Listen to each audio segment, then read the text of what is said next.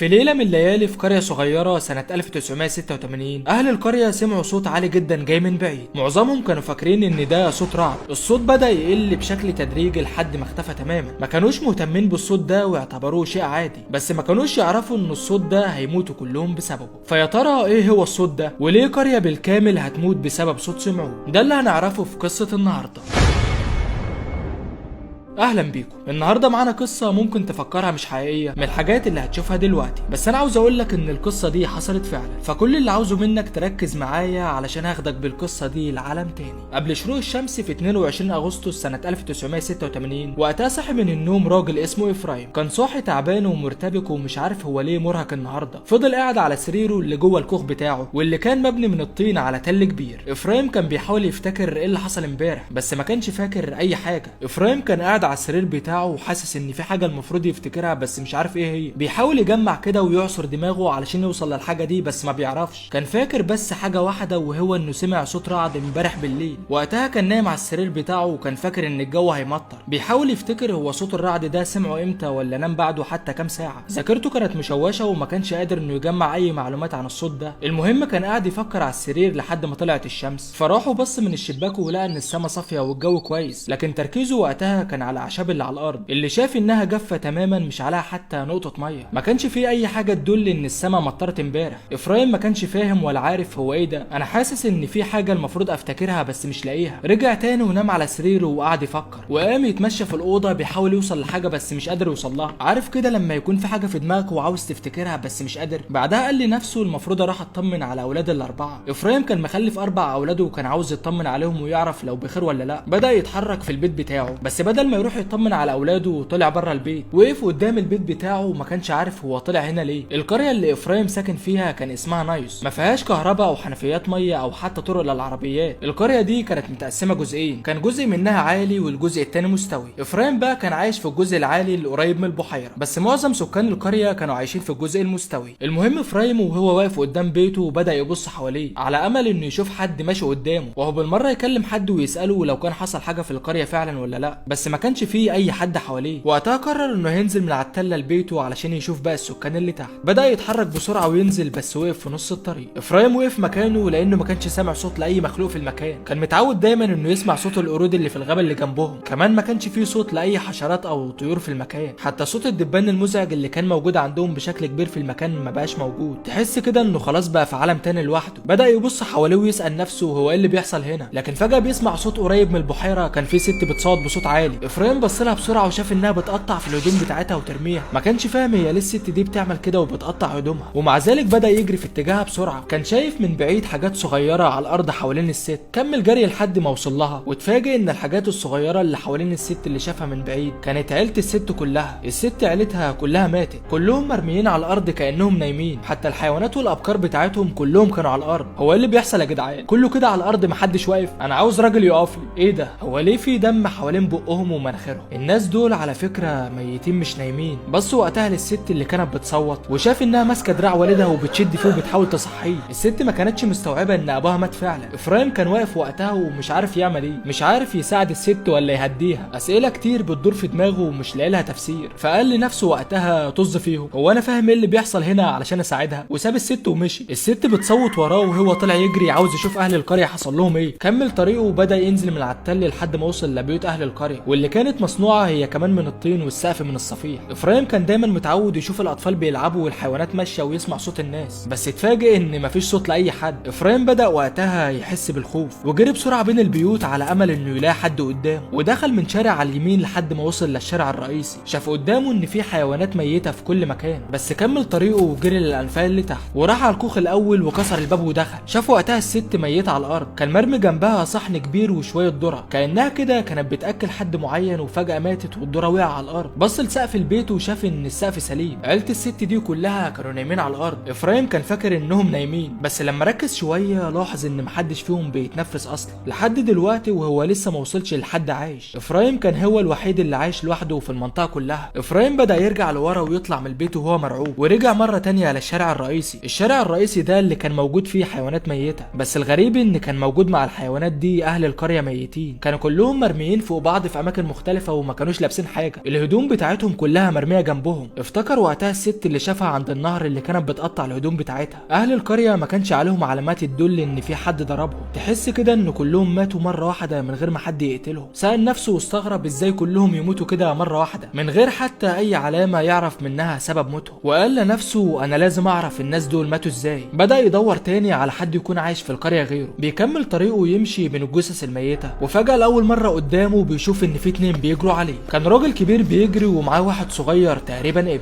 وهما بيجروا كان واضح عليهم التعب وانهم بيجروا بالعافيه. وقتها افرايم طبعا كان فرحان. تخيل بعد الجثث دي كلها فجأة تشوف اتنين قدامك بالحضن يا غالي. ايه ده هو راح فين؟ الاتنين اللي كانوا بيجروا عليه سابوه مشوا، كانوا باصين قدامهم كانهم بيبصوا على حد بعيد. دول ما شافوش افرايم اصلا. كملوا جري ودخلوا من الشارع اللي على يمينه وراحوا الغابه. وقتها افرايم افتكر القصه اللي جده قالها له لما كان صغير. جده كان قال له ان اهل القريه زمان كانوا عاوزين يعدوا البحيره ويروحوا للجنب التاني. وقتها القائد بتاعهم قال لهم لازم نعمل جسر علشان نعدي عليه للناحيه التانيه. بعدها بايام عملوا الجسر فعلا وبداوا يمشوا عليه. القائد بتاعهم كان ماشي قدامهم وكلهم ماشيين وراه. المهم جت دبانه وقتها على كتف القائد، فبص للدبانه وضربها على طول، وبسبب ده فقد توازنه من على الجسر ووقع. الجسر اتكسر وباقي الرجاله هم كمان وقعوا. المشكله ان لا القائد ولا الناس اللي معاه كانوا بيعرفوا يعوموا، فمش محتاجين نقول يعني ان كلهم ماتوا غرقانين. اشباح الناس اللي ماتوا وراحوا سكنوا بين صخرتين في الجزء اللي تحت. علشان كده افرايم وقتها قرر انه يسكن فوق على التله. اهل القريه قالوا له ان كلام جدك ده مش حقيقي وان الراجل بيخرف، مفيش اشباح يد ولا حاجه. اسمع كلام نادو وخليك قاعد معانا تحت، وربنا ما انا قاعد تحت ابدا. افرض طلع لي شبح بقى وانا نام ومسكني من رجليا، ده انا بخاف من الصراصير يطلع لي شبح. افرايم سحب نفسه وراح بنى البيت بتاعه على التل. المهم بعد ما افرايم افتكر كلام جده قال لنفسه وقتها الاشباح دول هم اللي قتلوا الناس. انا عرفت دلوقتي الناس دول ماتوا ازاي. بدا يجري بسرعه بين الجثث علشان يرجع لبيته على التل، بس كل ما كان بيوصل لبيت في طريقه وكان بيفتحه ويتاكد ان ما فيهوش حد. كل بيت كان بيقابله وكان بيخبط الباب بتاعه بالرجل ويكسره ويدخل يشوف اللي جواه. افرايم لسه برضه عنده امل انه يلاقي حد عايش، لكن كل بيت بيدخله وكان بيلاقيه فاضي او في ناس ميتين. لسه هيخبطوا برجله ويفتحوا بس الباب فتح لوحده. كان واقف قدامه الشخص الغريب ده واللي كان اسمه جوزيف ماكوين. جوزيف بيحكي وبيقول انه في الليله اللي فاتت سمع صوت رعد، بعدها على طول سمع صوت بنته وحس انها بتتخنق وهي نايمه، فراح لها بسرعه علشان يطمن عليها، لكنه ملحقش يوصل لها واغمى عليه ووقع على الارض. لما صحي شاف ان دراعاته الاتنين متعورين، وده لانه لما اغمى عليه امبارح وقع على دراعاته. المهم افتكر انه لازم يطمن على بنته، بس لما راح يشوفها اتفاجئ ان بنته ماتت. بنته الوحيده ماتت من غير ما يعرف هي ماتت ازاي. حتى لما كان بيحاول ينقذها اغمى عليه وما كانش عارف ولا فاهم ايه اللي بيحصل. افرايم كان بيبص له هو كمان ونفس الموضوع ما كانش فاهم. هما الاتنين مش لاقيين تفسير واضح للي حصل في القريه. جوزيف مد لافرايم ايده وسلم عليه. بعدها افرايم طلع يجري بسرعه علشان يرجع لبيته اللي على التل. جوزيف هو كمان كان بيجري وراه، بس قرر انه يدخل بيت جاره اللي جنبه علشان يطمن عليه ويعرف لو كان عايش ولا لا. المهم رجع لجاره وشاف انه ميت هو وعيلته كلها، فقرر جوزيف وقتها انه لازم يلاقي حد يساعدهم بسرعه. جوزيف ما كانش عارف ايه اللي حصل ويا ترى هيحصل تاني ولا لا، ومين عارف ما يمكن الدور الجاي عليه. فرجع للكوخ بسرعه وركب الموتوسيكل بتاعه وفضل سايق الموتوسيكل لمده ساعتين كاملين لحد ما وصل لقريه تانيه، ولقى ان كل السكان اللي فيها عايشين. فحاول يقول لهم على اللي حصل في قريه نايوس علشان يساعدوه، بس هو بيتكلم كان مهزوز ومرتبك وطريقه كلامه غريبه. كان بيقول كلمه ويسكت والكلام ما كانش بيجمع معاه. معظم الناس فكروه مجنون ومحدش صدق كلامه. بدا يعيط بصوت عالي ويقول لهم انه ساكن في قريه نايوس وامبارح بالليل سمع صوت رعد، ولما صحى في اليوم التاني لقى ان بنته ميته، حتى ان اهل القريه كلهم ماتوا. فبيقرر مجموعه من الناس انهم ياخدوه كده على قد عقله ويروحوا معاه لقريه نايوس ويمكن كلامه يطلع صح. بيتحركوا معاه وبيروحوا على القريه واتفاجئوا ان كل الناس والحيوانات اللي هناك كلهم ميتين. فاتصلوا بالشرطه على طول، وبتوصل الشرطه ويبداوا يحققوا في الموضوع ده. اكتشفوا ان مش سكان القريه دول بس اللي ماتوا، كان في قرى كتير حواليهم الناس اللي فيها هم كمان ماتوا. الخبر ده انتشر في العالم كله، كلهم كانوا مستغربين ومش عارفين ايه سبب موت الناس دول. محدش كان لاقي تفسير منطقي للي حصل. بس بعدها ب3 ايام كان في عالم امريكي اسمه جوزيف ديفن فتح التلفزيون بتاعه وبيشوف الاخبار. شاف انهم في الاخبار بيتكلموا على اللي حصل في قريه نايوس وان اهل القريه كلهم ماتوا من غير ما حد يعرف مين القاتل. وقتها كان مصدوم من اللي شافه قدامه، وراح ومسك التليفون بتاعه بسرعه واتصل على الحكومه الامريكيه وقال لهم انا عاوز اروح قريه نايوس. وافقوا وقتها وقالوا له هنجهز لك طياره علشان تروح هناك. بيوصل ديفن مع شريكه هارولد لقريه نايوس، وتحديدا في يوم 27 اغسطس شافوا ان الجيش بيدفن سكان القريه اللي ماتوا. كانوا عاملين مقابر ضخمه علشان يدفنوا الناس كلها. محدش كان في القريه غير جوزيف ماكوين وافرايم واولاده الاربعه. ديفن وهارولد كانوا شايفين ان القريه كلها اتحولت لمقابر، وكان في مجموعه من الناس بتقول ان اهل القريه كلهم ماتوا بسبب اسلحه غير مرئيه، لكن افرايم كان بيقول ان الناس دول ماتوا بسبب الاشباح، لانه لسه مقتنع بالقصه دي من ساعه ما جده قالها له. كان شايف ان الاشباح طلعوا من البحيره واخدوا واخدوا ارواح الناس كلها، ومعتقد انهم مش قدروا يوصلوا له لانه عايش على التل فوق. لكن ديفن وهارولد كان لهم راي تاني، حسوا كده انهم يعرفوا سبب اللي حصل ده، لان نفس الموضوع ده حصل قبل كده زمان. الغريب انه حصل من سنتين في مكان قريب من قريه نايوس، في بحيره تانية اسمها بحيره مانون. كان في مجموعه من الناس ماشيين حوالين البحيره دي، وكلهم وقعوا فيها وماتوا. حرفيا اي حد كان بيعدي من جنب البحيره دي كان بيقع فيها ميت، لحد ما البحيره قتلت 37 واحد ما كانوش عارفين هو ايه السبب، وكأن في روح شريره في البحيره بتسحبهم كلهم. قعدوا وقتها شهور يدوروا على سبب موت الناس دي، بس برضه ما قدروش انهم يعرفوا السبب، فحذروا الناس كلها ما يقربوش من البحيره دي. بس بعدها بفتره العالم هارولد قدر انه يعرف السبب، وكتب مذكره شرح فيها كل حاجه وقدمها لمجله علميه مشهوره علشان يحذر الناس. بس للاسف محدش اهتم بكلامه، مفيش حد اصلا كان مصدقه، لكنه حذرهم ان اللي حصل ده ممكن يتكرر تاني. وبالفعل بعد سنتين بالظبط اتكرر تاني في بحيره نايوس، بس برضه كان عاوز يتاكد يا ترى اللي حصل في بحيره نايوس دي هو نفس اللي حصل في بحيره مانون، هل الاتنين حصلوا بنفس السبب ولا كل بحيره كان لها سبب مختلف عن التاني. المهم راح وخد عينه ميه من اعماق البحيره وحطها في ازازه وقفل عليها بالغطا، بس بعدها بثواني الغطا طار والميه كلها طلعت بره، وعرف ان ده كله بسبب غاز ثاني اكسيد الكربون. طبعا انت هتقول لي وايه دخل ثاني اكسيد الكربون باللي بيحصل ده؟ هقول لك ان كان في بركان انفجر من زمان جدا جنب بحيره نايوس. البركان ده عمل حفره كبيره في الارض، وطبعا الحفره دي كان فيها غازات ثاني اكسيد الكربون، ده كله طبعا بسبب الحمم البركانيه اللي نزلت الحفره. ومع الوقت الحفره الضخمه دي اتحولت لبحيره نايوس اللي كانت كلها مليانه من غازات ثاني اكسيد الكربون، بس الغازات دي كلها كانت تحت في اعماق البحيره، ما كانتش موجوده على وش الميه. ثاني اكسيد الكربون ما بيتشافش اصلا، ده حتى ملوش ريحه. ما هو انت اصلا بتطلع ثاني اكسيد الكربون وانت بتعمل زفير، فبعد ما بتعمل زفير لو رجعت شميت تاني شويه صغيرين وانت بتاخد نفسك فمش هيأثر قوي، بس لو شميت منه كميه اكبر شويه هتحس وقتها انك دايخ وعاوز ترجع ونفسك بقى اسرع. انما بقى لو شميت الكميه كلها ثاني اكسيد الكربون فسلم لي على نفسك ومع السلامه هتوحشني. المهم غاز ثاني اكسيد الكربون ده كان موجود في قاع البحيره وما كانش بيأذي حد لان مفيش حد شمه اصلا. محدش عارف لحد دلوقتي الغاز ده طلع من قاع البحيره لفوق ازاي. ممكن تكون صخره كبيره وقعت في الميه ونزلت لتحت وطلعت الغاز ده لفوق، او ممكن يكون ده بركان تاني حصل اصلا في البحيره نفسها. المهم الغاز ده لما طلع نزل في الجزء السفلي من القريه وانتشر في القريه كلها، وكمل طريقه كمان وانتشر في كل القرى القريبه من بحيره نايوس. كانت بتقتل الناس والحيوانات واي حاجه في طريقها، لكن افرايم طلع عايش لان الغاز اصلا ما وصلوش على التله فوق، يمكن وصل له نسبه بسيطه جدا، علشان كده لما صحي كان دايخ ومرتبك. بالنسبه بقى لجوزيف ماكوين اللي كان عايش في الجزء السفلي من القريه وما ماتش بسبب الغاز، فجوزيف ده اصلا لما حس انه دايخ اتحرك بسرعه ووقع على الارض، ومن حظه بقى المكان اللي وقع فيه ده ما كانش موجود فيه غاز ثاني اكسيد الكربون. بنته عماله تموت فوق السرير وهو عمال يشم هوا نقي تحت. البنت كل ما تاخد نفسها كانها بتشد جوزها نفسها بيتقطع وهو مغمى عليه تحت بقى ولا على باله. عدد الناس اللي ماتوا بسبب الغاز ده كانوا 1700 شخص، بما فيهم اهل القريه والقرى اللي حواليهم، ده غير ال 3500 بقره اللي ماتوا. المهم فرايم رجع لبيته اللي على التله من تاني، وبيعدي اكتر من 10 سنين، وكل سنه كان بيوصل ناس القريه وبيسكنوا فيها لحد ما خلاص القريه بقت مليانه بالناس، مع ان الحكومه حذرتهم ان ممكن يكون في خطر عليهم تاني، بس هم طبعا ولا فارق معاهم. وبس كده يا جدعان، لحد هنا بتخلص قصتنا النهارده. ما تنساش تعمل لايك بقى وتشترك في القناه وتشير الفيديو، واستنونا في الفيديوهات اللي جايه. سلام.